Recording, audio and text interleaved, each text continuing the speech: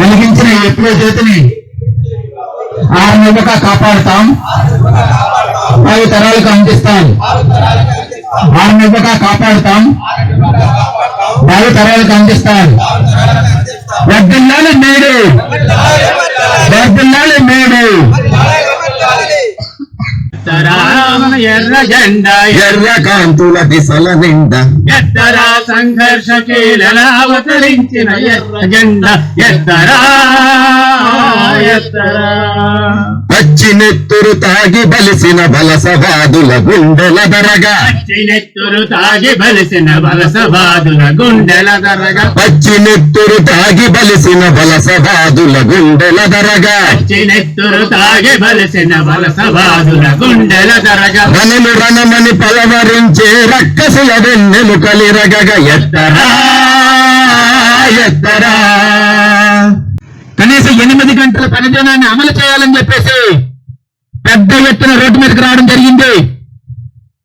ఆ సందర్భంగా అక్కడ ఉన్నటువంటి బీజేపీ ప్రభుత్వాలు వాళ్ళ యొక్క హక్కుల గురించి చర్చించలేదు. దీని వెనకాల పెద్ద ఎత్తున కుట్ర ఉంది, పాకిస్తాన్ వాళ్ళు కుట్ర ఉంది, ఎవరో కుట్ర పని చేస్తా ఉన్నారని చెప్పేసి దుష్ప్రచారం చేశారు. వాళ్ళని అణిచివేయడం కోసం నిర్బంధాన్ని ప్రయోగించారు. వాళ్ళ మద్దతుగా నిలిచినటువంటి అనేక మంది సిఐటి నాయకులని, కార్యకర్తల్ని అరెస్ట్ చేశారు, గృహ నిర్బంధాలు చేశారు. అరెస్ట్ చేసిన కార్మికుల్ని ఎక్కడికి తీసుకెళ్లారో కూడా తెలియని పరిస్థితి అనేది ఉంది. ఇంత భయానకమైన వాతావరణాన్ని సృష్టించింది అక్కడ ఉన్నటువంటి బీజేపీ ప్రభుత్వం. కార్మికుల్ని అరెస్ట్ చేసిన కార్మికుల్ని వాళ్ళు ఎక్కడ నిర్బంధించారో తెలుసుకోవాలని, అసలు ఎందుకు ఈ విధంగా జరుగుతుంది, వాళ్ళకి మద్దతు తెలియజేస్తామని చెప్పినట్టు వెళ్ళినటువంటి సిపిఎం పార్టీ ప్రధాన కార్యదర్శి బేబీ గారిని కానివ్వండి, వామపక్ష ఎంపీలు అయినటువంటి సిపిఎం పార్టీ ఎంపీలు అయినటువంటి వారిని కానివ్వండి, కార్మిక నాయకులను కానివ్వండి, అక్కడికి వెళ్లకుండా అడ్డుకున్న పరిస్థితి మనం చూసాం. రోడ్డుపై బైఠాయించి ఏ విధంగా అయినా సరే మేము కార్మికులు కలిసి తీరుతాం, కార్మికుల మద్దతు కలిసి తీరుతామని చెప్పేసి పెద్ద ఎత్తున నిర్ణయించిన తర్వాత మాత్రం వాళ్ళు అనుమతించిన పరిస్థితి ఉంది. అంటే ఇంత పెద్ద ఎత్తున నిర్బంధాన్ని కొనసాగిస్తా ఉన్నారు. ఈ రోజున కార్మిక చట్టాలు ఇక్కడ అమలు చేయడం లేదు. ఏదైతే లేబర్ కోడ్ యొక్క ప్రధాన ఉద్దేశం కార్మిక సంఘాలు లేనటువంటి పని ప్రదేశాలు సృష్టించాలని చెప్పేసి వాళ్ళు అనుకుంటున్నారో దాన్ని విశాఖపట్నం స్టీల్ ప్లాంట్ లో అమలు చేస్తున్నటువంటి తీర్మానం చూస్తా ఉన్నాం. ఇక్కడ ఉన్నటువంటి యాజమాన్యం గాని, ఇక్కడికి వచ్చినటువంటి మినిస్టర్లు గాని, సెక్రటరీలు గాని యూనియన్తో చర్చించే పరిస్థితి కనిపించడం లేదు. యూనియన్లు అక్కర్లేదు, కార్మికులతో మీటింగ్లు పెట్టుకుని బలవంతంగా 4 విషయాలు చెప్పేసి వెళ్ళిపోతా ఉన్నట్టు కనిపిస్తా ఉంది. నిర్బంధాన్ని ప్రయోగించి ఏ విధంగా విశాఖపట్నం స్టీల్ ప్లాంట్ చేయాలనుకుంటున్నారో దీన్ని ఒక దేశానికి మోడల్ గా చూపించాలనుకుంటున్నారు. కార్మికులు తగ్గించి మేము కార్మిక సంఘాలు లేకుండా చేసి, హక్కులు లేకుండా చేసి కార్మికులు బానిసలుగా స్టీల్ ప్లాంట్ లో పనిచేయిస్తా ఉన్నాము అని చెప్పే దాన్ని ఈ రోజున మళ్ళీ శైలిలో ఇంప్లిమెంట్ చేయడం కోసం ప్రయత్నిస్తా ఉన్నారు. మీరు చూస్తూ ఉంటారు, పెద్ద ఎత్తున పోరాటం జరుగుతూ ఉంది. గేట్లకు అడ్డంగా పడుకున్నారు. మా కార్మికులు తగ్గించినట్టయితే, మా యొక్క హక్కులు హరించినట్టయితే మేము చూస్తూ ఊరుకోమని చెప్పేసి హెచ్చరించిన పరిస్థితి మనం చూస్తూ ఉన్నాం. కాబట్టి ఈ రోజు దేశవ్యాప్తంగా కార్మిక వర్గ పోరాటాలన్నీ జరుగుతూ ఉన్నాయి. ఈ పోరాటాలకి మనం మద్దతుగా నిలబడాలి. ఈ పోరాటానికి మన సంఘీభావం తెలియజేయాలి. ఒక కార్మికులే కాదు, ఈ రోజున రైతాంగం కార్మికులు, రైతాంగ కార్మికులు కానివ్వండి, ఏదైతే వ్యవసాయ కార్మికులు కానివ్వండి రోడ్డు మీదకి వచ్చి దెబ్బలాడుతూ ఉన్నారు. రైతాంగానికి గిట్టుబాటు ధర లేదు, వ్యవసాయ కార్మికులకి కనీస వేతనాలు చేయడం లేదు, ఎటువంటి సౌకర్యాలు కల్పించడం లేదు. కాబట్టి ఈ ప్రభుత్వం అందుకే చెప్తున్నాం, కార్పొరేట్ కమ్యూనల్ యాక్సెస్ అంటే పెట్టుబడిదారులు, మతోన్మాదులు కలిసి వెళ్తున్నటువంటి ప్రభుత్వం ఇది. కాబట్టి దీనికి వ్యతిరేకంగా పెద్ద ఎత్తున పోరాడాలనేది మనం నిర్ణయించాం. ఆ నిర్ణయానికి పట్టుబద్దులమే ప్రతిజ్ఞ చేయడమే మేడే యొక్క ఉద్దేశం అని చెప్పి మీకు తెలియజేస్తూ ఈ మేడే కార్యక్రమం ఉద్దేశించి మన యూనియన్ ప్రధాన కార్యదర్శి కమల అయోధ్యరామ్ గారు మాట్లాడుతున్నారు. పెద్దలు, సోదరులారా, అందరికీ మేడే శుభాకాంక్షలు. ప్రపంచవ్యాప్తంగా జరుపుకునే ఏకైక పండుగ మేడే. ఇది దేనికి ప్రతీక? సామ్రాజ్యవాదానికి వ్యతిరేకంగా ప్రపంచవ్యాప్తంగా కార్మిక వర్గం తిరగబడి 12 గంటలు 16 గంటల పనిదినానికి వ్యతిరేకంగా 8 గంటల పనిదినం కావాలని చెప్పేసి నినాదించి రక్తం కార్చి ఆశువులు పాసినటువంటి అమరుల సాక్షిగా ఏర్పడింది మేడే. ఆ మేడేని ఈరోజు ప్రపంచవ్యాప్తంగా ప్రతి దేశంలో కూడా జరుపుతూ ఉన్నారు. దానికి భిన్నంగా భారతదేశంలో 29 లేబర్ కోడ్లని 29 కార్మిక చట్టాలను రద్దు చేసి 4 లేబర్ కోడ్లను పట్టుకొచ్చి కార్మిక వర్గాన్ని ఉద్ధరిస్తామని చెప్పుతున్నటువంటి మోడీ గారి ప్రభుత్వం ఢిల్లీలో జరిగిన ఘటన మనందరం కూడా చూసాం. ఒక పక్క రైతులకి ఉద్ధరిస్తామని చెప్పేసి రైతులకు చట్టాలు తీసుకొస్తే ఆ చట్టాలు మాకు వద్దని చెప్పేసి రైతులు ఢిల్లీలో అడ్డం తిరిగారు. కార్మిక వర్గాల్లో చట్టాలు తీసుకొచ్చావు ఉద్ధరిస్తామని చెప్పేసి మాకు వద్దు మహాప్రభు అని చెప్తా ఉన్నాం.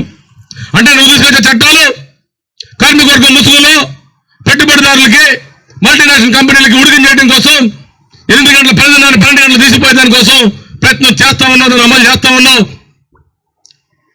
భారతదేశంలో లేబర్ అంతా కూడా చాలా చీప్గా ఉంటారు, మీకు జీవ ఉద్యోగంటూ కూడా వాళ్ళ కాళ్ళ ముందు సాష్టాంగ పడడం కోసం ప్రయత్నం చేయడంలో భాగమే ఈ 4 లేబర్ కోడ్లు అని చెప్తా ఉన్నాం. వీటిని వ్యతిరేకించాలి.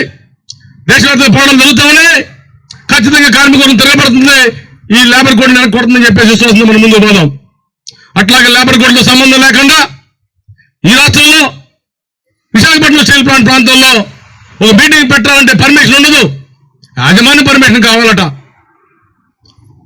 310 కోట్ల రూపాయలు శాలరీస్ ఇవ్వకపోతే ధర్నా పెడితే ధర్నాకు పోలీస్ పర్మిషన్ ఉండదు, యాజమాన్య పర్మిషన్ ఉండదు, తిండి ఉండదు. సరే వీఆర్ఎస్ ఇచ్చి బయటికి పంపించి 7 మాసాలైనా వాళ్ళకి డబ్బులు ఇవ్వడం గతి లేని మేనేజ్మెంట్, తిక్కలేని మేనేజ్మెంట్. కాబట్టి ఒక పక్క పాలకులు చెప్తా ఉన్నారు 11,500 కోట్ల రూపాయలు ఇచ్చినా ఈ సంవత్సరం 18,000 కోట్ల రూపాయలు నష్టాలు వచ్చినాయని చెప్పేసి. ఈ నష్టాలకు కారణం మీరు కాదా, మీ విధానాలు కాదా? ఎక్కువ రేటుకి బయట రామెట్లు కొనుక్కొచ్చి తక్కువ రేటుకి స్టీల్ అమ్ముకుని జూన్ నుంచి ఆగస్టు మధ్య నష్టాలు కారకులయ్యారు. ఈ నిర్ణయాలు ఢిల్లీ నుంచి జరగడం లేదా అంటే తెలిసే ఈ నిర్ణయాలు మీరు చేస్తూ ఉన్నారని చెప్పి మాకు అర్థమవుతా ఉంది. కాబట్టి మేము అడిగింది ఇది కాదు. 20,000 కోట్ల రోజు అడిగితే 11,500 కోట్లు ఇచ్చారు, 8,000 కోట్లు వెంటనే రిలీజ్ చేయాలి, కోకోన్ బయట కనెక్షన్ తక్షణం స్టార్ట్ చేయాలి, ఉద్యోగుల బకాయిలు చెల్లించాలి, వీఆర్ఎస్ కార్మికుల వాళ్ళని బకాయిలు చెల్లించాలి, సెంట్రల్ మిషన్ అనేది రిపేర్ చేసి కొత్త మిషన్ తీసుకురావాలి, కొత్త రోలింగ్ మిల్ రావాలి. అప్పుడే 100% 7.3 మిలియన్ టన్నుల ఉత్పత్తి జరుగుతుంది. దీనికి అనుసంధానంగా సొంత గనులు కేటాయించాలి. సొంత గనులు లేకుండా ఎంత కష్టపడినా టాటాతో జిందాల్తో సేల్తో మనం పోటీ పడడం సాధ్యం కావడం లేదు. ఏటా 4,000 కోట్ల రూపాయలు అందరూ ఖర్చు పెడుతుంది విశాఖపట్నం స్టీల్ ప్లాంట్. ఆ నష్టాలని ఈ కష్టాలని అన్నింటినీ కార్మిక వర్గం మీద తోసి ప్రొడక్టివ్ లింక్డ్ వేజెస్ అంటే భారతదేశంలో ఎక్కడ లేదు. లేబర్ కోడ్లు ఉన్నాయేమో వాటిని ముందే సంవత్సరాల నుంచి అమలు చేస్తున్న దిక్కుమాల పరిస్థితులు మనం ఉన్నాం. ఇవన్నిటికీ కూడా చెమరగతం పాడాలంటే విశాఖపట్నం స్టీల్ ప్లాంట్ ప్రభుత్వంలో కొనసాగినట్టు మనం చేసుకోవాలన్నా, షారీసీలు విధిగా చేయాలన్నా, సొంత గనులు కేటాయించాలన్నా సమైక్యంగా అందరం కలిసి ఉద్యమించాలి, పోరాడాలి, ప్రభుత్వం ఎండగట్టాలి. అప్పుడు మాత్రమే మన సమస్యలు పరిష్కారం అవుతాయి. ఈ తల్లినాడు సంస్థను కాపాడుకోవడం కోసం ప్రజలు ఇచ్చినటువంటి రాష్ట్ర ప్రజలు ఇచ్చినటువంటి అపూర్వమైనటువంటి మద్దతుకి స్వాగతం పలుకుతూ భవిష్యత్తులో కూడా ఈ ఉద్యమాల సిఐటి ముందుకు తీసుకుపోతుందని తెలియజేస్తూ సెలవు తీసుకుంటున్నాను. 1848లో కార్ల్ మార్క్స్ ప్రపంచ కార్మికులారా ఏకంగా నేను పిలిపించారు. ఆనాడు కార్మిక వర్గం ఏ హక్కు లేకుండా బానిసల్లాగా పనిచేసేవాళ్ళు. అది 1886 వచ్చేసరికి 8 గంటల పని విధానం రూపంలో ప్రపంచవ్యాప్తంగా తిరుగుబాట్లు జరిగాయి. ఆ తిరుగుబాటు ఫలితంగానే 8 గంటల పని విధానాన్ని హక్కుని చట్టాలని ప్రపంచంలో అన్ని దేశాలు కూడా చట్టం చేయాల్సినటువంటి పరిస్థితి ఏర్పడింది. ఆ మేడే సందర్భంగా చికాగోలో 86లో అంటే కరెక్ట్ గా 140 సంవత్సరాలు క్రితం కార్మిక వర్గం రక్తం చిందించి ఈ హక్కును సాధించుకోవడం జరిగింది. అందుకనే ఈ ఎరుపు మనందరం కూడా త్యాగానికి చిహ్నంగా ఈ ఎరుపుని ఈ రోజు కార్మిక వర్గం ఆ రోజు చేసిన శేష త్యాగాలను తెలుసుకోవడమే ఈ రోజు ఎర్ర జెండా మన జెండాగా మారింది. అటువంటి త్యాగాల ఫలితంగా ప్రారంభమైనటువంటి పునాదైనటువంటి 8 గంటల పనిదినం పోరాటం 1917 వచ్చేసరికి కార్మికుల రాజ్యం వచ్చింది. కార్మికులు మహాశక్తివంతమైనటువంటి వర్గం. కార్మిక వర్గం తిరగబడితే అన్ని రకాల ఉత్పత్తులు స్తంభించిపోతాయి. అన్ని విధాల జీవనాన్ని స్తంభింపజేయగలిగిన శక్తి ప్రపంచంలో ఎవరికన్నా ఉందంటే అది ఒక కార్మిక వర్గానికి. సకల సంపదలు సృష్టించేది కార్మిక వర్గం. అందుకనే ఆ కార్మిక వర్గం 1917లో జారు చక్రవర్తికి వ్యతిరేకంగా తిరుగుబాటు చేసి కార్మికుల రాజ్యాన్ని సాధించుకున్నారు. అప్పుడు 8 గంటల పని హక్కే కాదు, కార్మికులకు అన్ని హక్కులు కూడా ఈ రోజు ఇక్కడ ఉన్నటువంటి సమస్యలు ఏ ఒక్కటి అక్కడ లేదు. పని భద్రత అనేటువంటిది, పని గ్యారెంటీ అనేది, రైట్ టు వర్క్, పని హక్కు అనేది అన్నింటికంటే కూడా అత్యంత ప్రాధాన్యమైంది. పెట్టుబడిదారీ దేశాలు అన్ని చోట్ల, అత్యంత ధనవంతమైనటువంటి దేశాల్లో కూడా నిరుద్యోగం నిరంతరం పెంచుతారు. కార్మిక వర్గానికి పోటీ పెట్టి తక్కువ జీతాలు ఇస్తారు. అందువల్ల కావాలని ఉద్యోగాలు లేకపోవడం కాదు, నిరుద్యోగాన్ని సృష్టిస్తుంది పెట్టుబడిదారు విధానం. కానీ సోషలిజం నిరుద్యోగాన్ని రూపుమాపి అందరికీ పని చూపిస్తుంది. అందరికీ ఉచిత విద్య, అందరికీ వైద్యం దొరికేటువంటి రాజ్యం ఏదన్నా ఉందంటే అది సోషలిస్ట్ దేశాల్లో మాత్రమే. చిన్న క్యూబా దేశంలో ఈ రోజు కూడా ప్రపంచంలో ఒక్క పెట్టుబడిదారుడు కూడా లేడు. తాత్కాలిక ఉద్యోగులు, కాంట్రాక్ట్ ఉద్యోగులు అనేవాళ్ళు ఉండరు, అందరూ పర్మనెంటే. అందరికీ పెన్షన్ ఉంటుంది. ఆ విధంగా అతి వ్యవసాయ దేశం, చిన్న దేశమైనటువంటి క్యూబా కూడా ఈ రోజు అటువంటి హక్కులు సాధించుకోగలిగిందంటే అక్కడ సోషలిజం ఉండడమే. 90 మైళ్ళలో ఉన్నటువంటి అమెరికా ఈ సందర్భంలో కూడా ట్రంప్ బెదిరించాడు. ఇరాన్ తర్వాత నా లక్ష్యం క్యూబా మీదే. క్యూబా అధ్యక్షులు కూడా సమాధానం చెప్పారు, నువ్వు ఇప్పుడు కాదు 1958 మాకు సోషలిజం వచ్చిన దగ్గర నుంచి కూడా చెబుతున్నావు. ఆ రోజు నుంచి నీ యొక్క ఏ ఒక్క ఇది కూడా నెరవేరలేదు. అవసరమైతే క్యూబా ప్రజలందరూ తమ ప్రాణాలైనా ఇస్తారు కానీ సోషలిజం మాత్రం వదలరు, సోషలిజం నిలబెట్టుకుంటామనేటువంటి త్యాగంతో క్యూబా ప్రజానీకం నిలబడ్డారు. అందుకనే తోకముడిచాడు ట్రంప్. ఆ విధంగా ఈరోజు ప్రపంచంలో సోషలిజాన్ని సాధించుకునేటువంటి లక్ష్యంతో కార్మిక వర్గం పోట్లాడినప్పుడే సర్వం కార్మిక వర్గాన్ని, ఆ విధంగా కార్మిక వర్గానికి విముక్తి అనేది జరుగుతుంది. మనం పెట్టుబడిదారు విధానంలో ఉన్నాం. అందువల్ల పెట్టుబడి విధానంలో కొన్ని హక్కులు ఆ రోజు 10 గంటల దగ్గర నుంచి మీకు 1990 దాకా అనేక సంక్షేమ చట్టాలు, బోనస్, మెటర్నిటీలు ఇలాంటివన్నీ కూడా సాధించుకున్నాం. కానీ సరళీకరణ విధానాల తర్వాత 91 నుంచి మన హక్కుల మీద దాడి జరుగుతా ఉంది.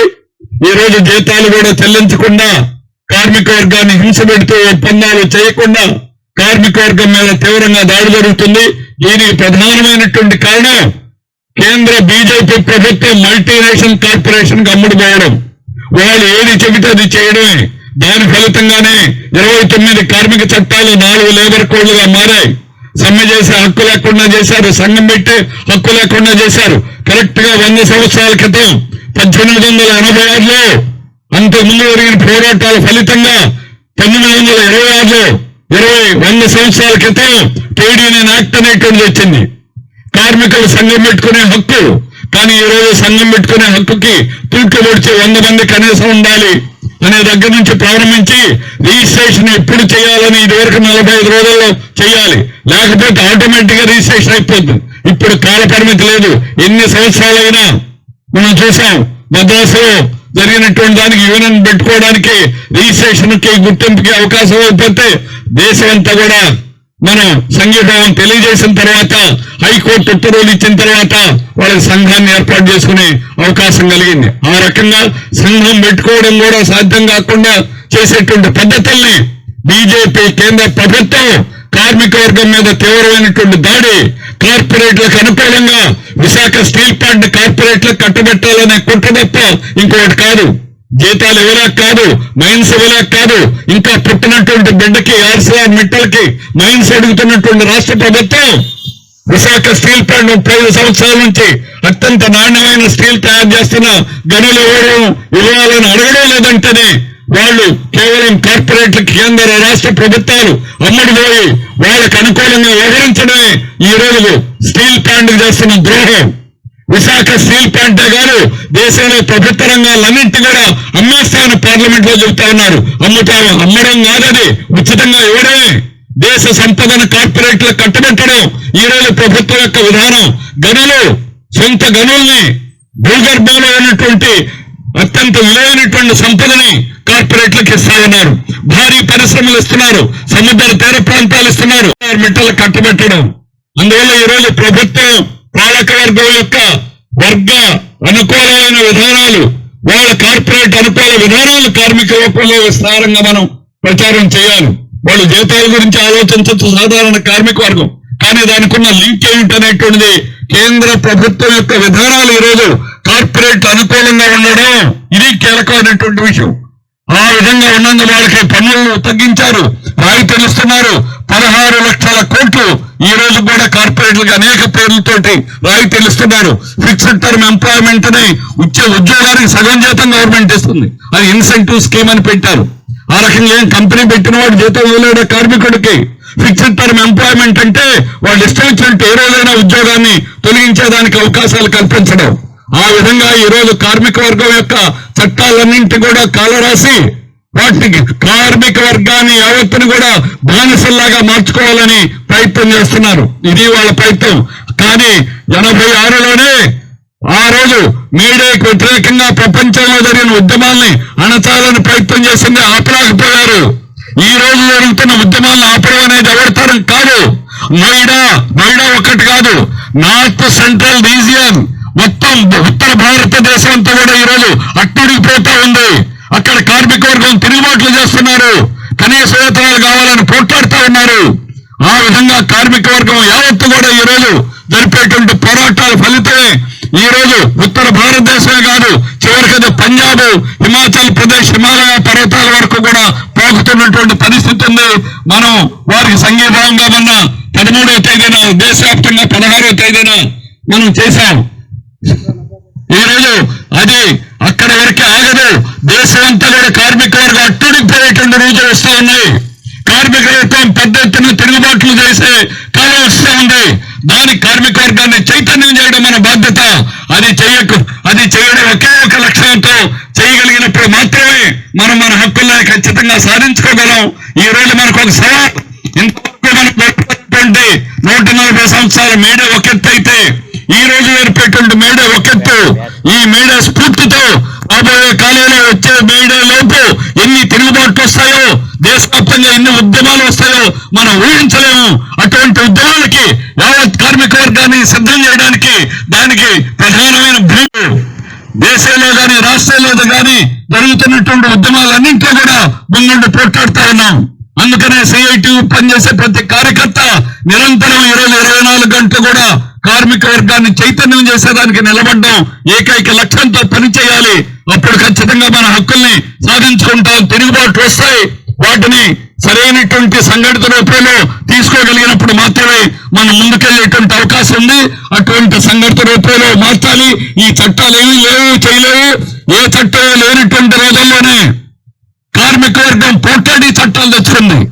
ఈ రోజు మీరు కార్పొరేట్లకు అనుకూలంగా చేసి కార్మిక వర్గాన్ని బానిసల్లాగా అణగదొక్కాలని ప్రయత్నం చేస్తే ఆ తిరుగుబాటుని కార్మిక వర్గం మామూలు తిరుగుబాటు జరగదు.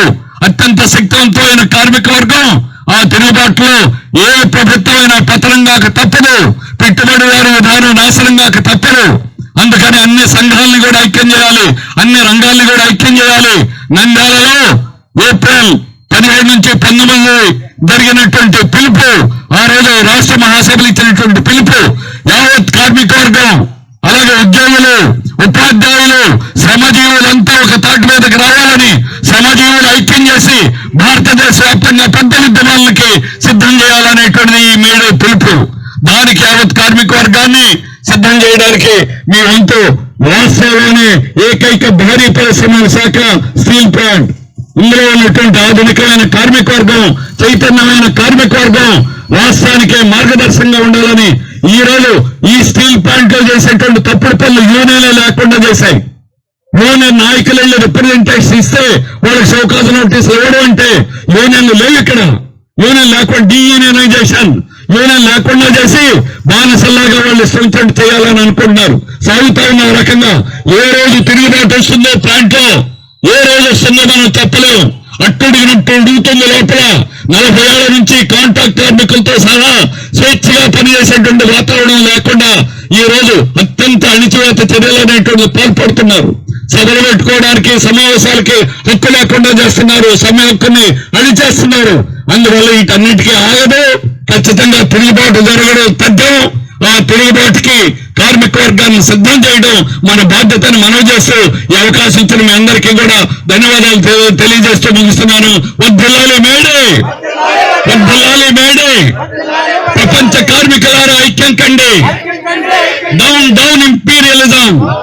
Down down American imperialism, up socialism, up socialism. మరిన్ని విశాఖ ఉక్కు ఆర్ఏఎన్ఎల్ వార్తల కోసం మన వైజాగ్ స్టీల్ ఫ్యామిలీ యూట్యూబ్ ఛానల్లో సబ్స్క్రైబ్ అవ్వండి.